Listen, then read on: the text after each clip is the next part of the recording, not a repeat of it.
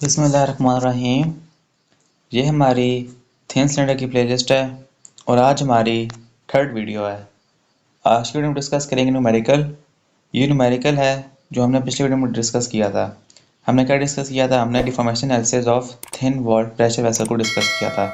उसमें हमारे पास क्या था? Change in length, change in volume, change in diameter. तो हम उन फार्मूलाज को यहाँ पे यूज़ करेंगे। तो उन फार्मूलाज की बेस पर ये न्यूमेरिकल डिपेंड करता है। तो अगर आपने वीडियो देखना है तो आई बटन दे दूंगा, आप आई बटन में जाके वीडियो देख सकते हैं। तो हम स्टार्ट करते हैं इसकी स्टेटमेंट से। A thin cylinder 75 millimetre internal diameter 250 millimetre long with walls 2.5 millimetre thick is subjected to an internal pressure of 7 meganewton per meter square. Determine the change in internal diameter and the change in length. If, in addition to the internal pressure, the cylinder is subjected to a torque of 200 Newton meter, find the magnitude and nature of the principal stresses set up in the cylinder equal to 200 giganewton per meter square and V equal to 0.3। अब यहाँ पे देखें, उसने हमें कहा है कि आपने फाइंड करना है चेंज इन इंटरनल डायमीटर और चेंज इन लेंथ, मतलब कि इनके फार्मूलाज यूज होंगे, मैंने पहले फाइंड किए हुए। तो हम यहाँ पे देखें, डाटा गिवन है, डायमीटर गिवन है, लेंथ गिवन है, थिकनेस गिवन है, इंटरनल प्रेशर गिवन है, टॉर्क गिवन है, ई गिवन है, पॉइसन रेशियो गिवन है। तो यहाँ पे पहले देखें ये क्या है, इंटरनल डायमीटर। अगर सपोज आपको किसी एमसीक्यूज में कहे या किसी भी क्वेश्चन में गए कि अगर वो हमें कहे फाइंड आउटर डायमीटर, तो वो निकालने का तरीका बड़ा आसान है। देखें ये क्या है, 75 मिलीमीटर इंटरनल डायमीटर। ठीक है, आपको ड्रॉ करके दिखाता हूँ। अब यहाँ पे देखें, ये हमारे पास क्या है, सर्कल। ठीक है, इसका डायमीटर कितना है, यहाँ से लेके यहाँ तक ये कितना है, 75 मिलीमीटर। ठीक है, ये इसका इंटरनल डायमीटर है।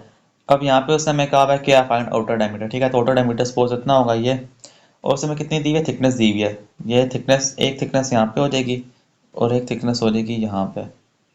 ठीक है, थिकनेस कितनी है, 2.5, ये है 2.5, और यहाँ पे भी कितनी हो जाएगा, 2.5।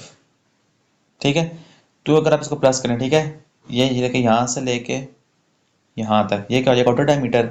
इसको प्लस करने से 75 प्लस 2.5 प्लस 2.5 ये कितना हो जाएगा, 80। तो ये क्या हो जाएगा, 80 मिलीमीटर इंटरनल डायमीटर हो जाएगा। ठीक है, तो बात समझ आ गई आपको? ये अगर न्यूमेरिकल में आगे यूज होगा, मैंने इसका बता दिया। अब इसका सोल्यूशन देखते हैं। We know that change in diameter of cylinder vessel equal to PD square by 40E2 minus V। अब यहाँ पे देखें, प्रेशर की वैल्यू गिवन है, डायमीटर की वैल्यू गिवन है, थिकनेस गिवन है, E की वैल्यू यहाँ पे गिवन है और V की वैल्यू भी गिवन है 0.3।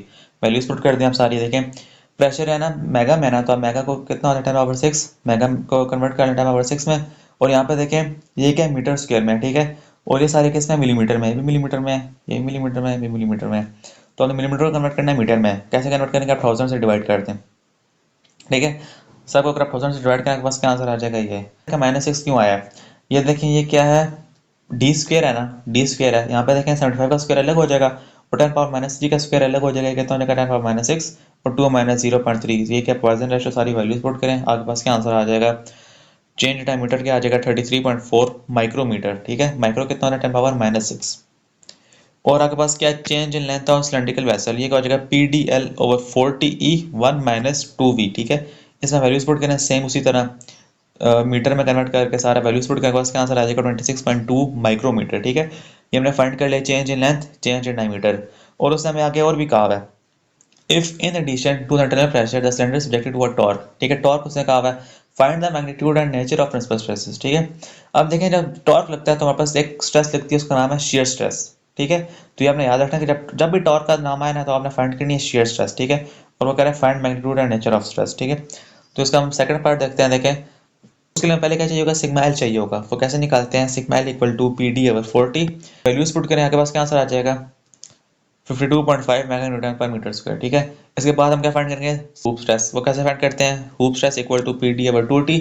वैल्यूज पुट करें, आपके पास क्या आंसर आएगा, 105 मेगा न्यूटन पर मीटर स्क्वायर। अब यहाँ पे देखें, as cylinder is subjected to a torque of 200 newton meter, shear stress will also develop. ठीक है, मैंने बता दी जब भी टॉर्क का नाम आएगा हमारे पास कौन सी स्ट्रेस होगी, shear stress. We know that T/J equal to τ/P। ठीक है, ये क्या होता है, डेंसिटी होता है। ठीक है, और ये हमारे पास यहाँ से τ इक्वल टू TP/J। जे क्या होता है, पॉलीमर मोड ऑफ इनर्शिया, और उसको हम कैसे निकालते हैं, J equal to π/32 D outer minus D inner. ठीक है, तो ये क्या हो जाएगा, देखें डी आउटर कितना था 80 मिलीमीटर और डी इनर क्या था 75 मिलीमीटर। तो ये देखें मिलीमीटर था ना, तो इसको मीटर में कन्वर्ट करें, क्या हो जाएगा 10⁻³ और -3 की पावर 4 लें, क्या बनेगा -12। ठीक है, इसको कॉमन ले लिया बाहर, सारी कैलकुलेशन है, सॉल्व करें, ये आंसर आ जाएगा। इसके बाद शीयर स्ट्रेस निकाल लें, ये आंसर आ जाएगा। और यहाँ पे देखिए हमने निकाला है प्रिंसिपल स्ट्रेसेस। ठीक है, प्रिंसिपल स्ट्रेस कैसे निकालेंगे, उसका फार्मूला क्या होता है σ1 2 और ये क्या होता है σx + σy/2 σx माइनस सारा फार्मूला है इसका।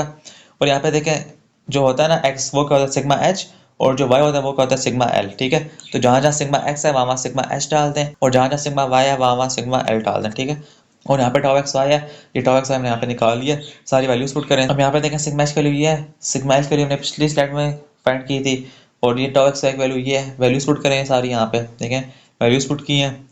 हमारे पास क्या आंसर आ जाएगा, प्रिंसिपल स्ट्रेसेस आर σ1 = 105.35 MN/m² और σ2 क्या आ जाएगा 52.15 MN/m²। देखें दोनों पॉजिटिव हैं तो क्या हो जाएगा टेंसाइल, अगर दोनों नेगेटिव होते हैं तो हमारे पास क्या आंसर आता है कंप्रेसिव। तो ये हमारे पास क्वेश्चन था, हमने change in length, change in diameter, इसके बाद प्रिंसिपल स्ट्रेसेस भी फाइंड किए हैं और हमने इसकी नेचर ही बताई है कि ये कौन सा टेंसाइल इन नेचर है। तो ये हमने आज न्यूमेरिकल सॉल्व करना था, हमने कर लिया और अब हम मिलेंगे नेक्स्ट टॉपिक में।